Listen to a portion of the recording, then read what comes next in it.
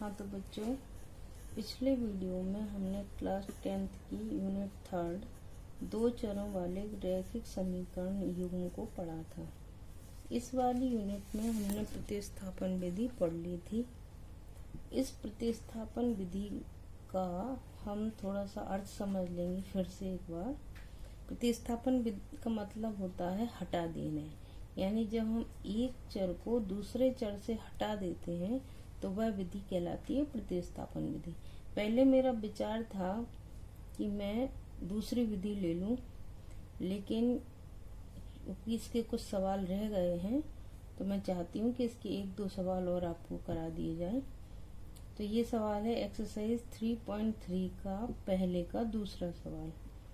इसमें पहली जो समीकरण है वो है s माइनस टी बराबर 3 और दूसरी समीकरण है s upon 3 plus T upon 2 बराबर 6। ठीक है। पिछले सवाल में हमने समीकरण 2 से x का मान निकाला था। इस बार हम समीकरण 1 से मान निकालेंगे, यानी समीकरण 1 से s का मान निकालने पर, यानी s माइनस टी बराबर हो गया 3, तो s बराबर क्या हो जाएगा बेटा 3 प्लस टी। इसको हमने मान लिया समीकरण 3। अब ये जो s का मान आया है हम इसको काय में रख देंगे समीकरण 2 में। तो समीकरण 2 में s का मान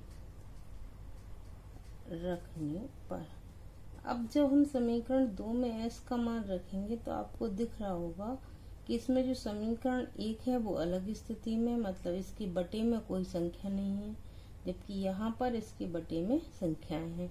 तो पहले हम इसको सॉल्व करेंगे। आपने भिन्न का जोड़ सीखा था 9th में, उसी विधि से होगा। इसका हम एलसीएम ले लेंगे, तो एलसीएम कितना आएगा 3 और 2 का 6। अब इस 6 में 3 का भाग जाएगा तो कितनी बार जाएगा 2 बार, और 2 का गुणा ऊपर s में होगा तो ये हो जाएगा 2s, और इसी मेथड से ये निकालेंगे तो ये हो जाएगा 3t बराबर 6/1। अब ये 6/1 हमने क्यों लिख दिया, क्योंकि जब किसी के नीचे, किसी भी अंक के नीचे कोई संख्या नहीं होती है, मतलब ये अंश है और हर नहीं है इसका, तो हर हम 1 मान लेते हैं। ठीक है। अब इसका त्रियक गुणा हो जाएगा, तो 1 का गुणा इसमें होगा तो कोई फर्क नहीं पड़ेगा, यानी 2s प्लस 3t, और ये हो जाएगा 6 का गुणा 6 से, तो ये हो गया 36। तो ये एक नई समीकरण बन गई। इस समीकरण में हम s का मान रख लेंगे।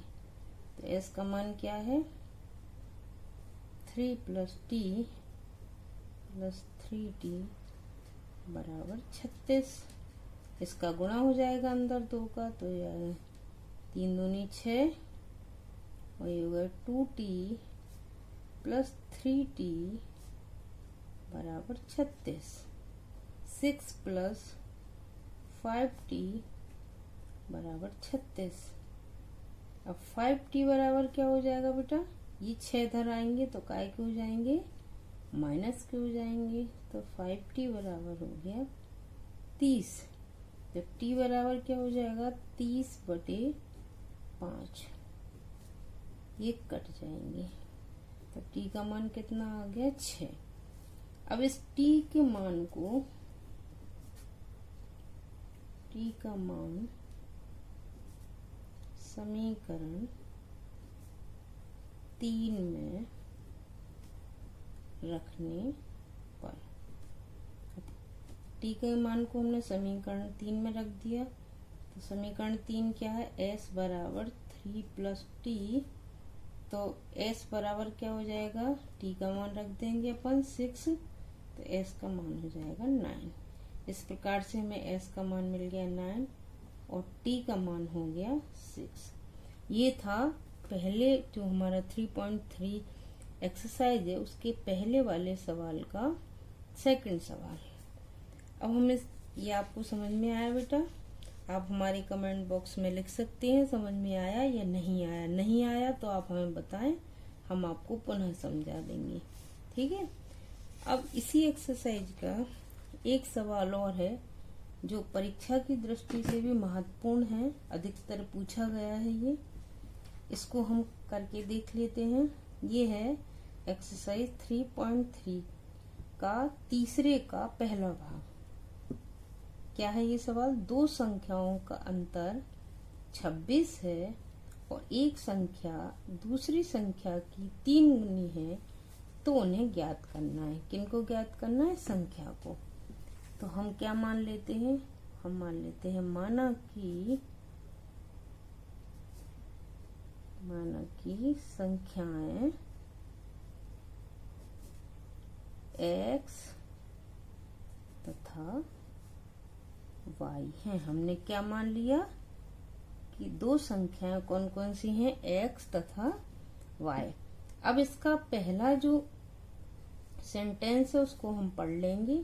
दो संख्याओं का अंतर 26 है, यानी पहली स्थिति क्या है अपनी कि उन दोनों संख्याओं का जो अंतर है वो कितना है? 26, यानी x माइनस वाई बराबर 26। ये अपनी क्या हो गई? समीकरण 1। अब दूसरी स्थिति इसमें क्या है? और एक संख्या दूसरी संख्या की 3 गुनी है, यानी x किसके बराबर है? हम पहले x बराबर y लिख लें। ठीक है।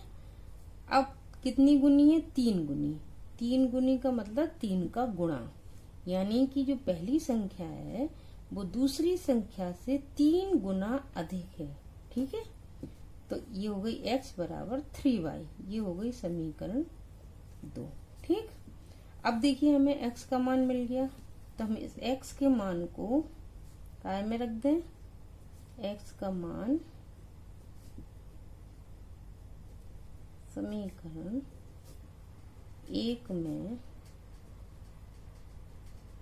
रखने पर क्या हो जाएगा? x माइनस वाई बराबर 26। x का मान कितना है? 3y। 3y यहाँ रख दिया, माइनस वाई बराबर 26। अब ये 3y में से एक चले गए क्योंकि ये प्लस का है ये माइनस का है, तो कितना बचेगा? 2y बराबर 26। तो y बराबर क्या हो जाएगा? 26 अपॉन 2, यानी इसको काट दें, 2 एकम 2 और ये 13 बार कट जाएगा। तो y का मान कितना हो जाएगा? 13। अब ये जो y का मान आ गया इसको हम समीकरण 2 में रख दें। y का मान समीकरण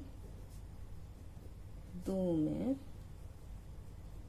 रखने पर, अब इस y के मान को हमने काय में रख दिया? समीकरण 2 में। समीकरण 2 क्या है? x बराबर 3y। तो x बराबर क्या हो जाएगा? 3 इंटू 13, यानी x बराबर 39। तो हमें दो संख्याएं कौन कौन सी प्राप्त हो गई? दो संख्याएं हमारी कौन कौन सी हो गई? x बराबर 39 और y बराबर 13। ये आंसर है। आशा है आपको ये समझ में आया होगा।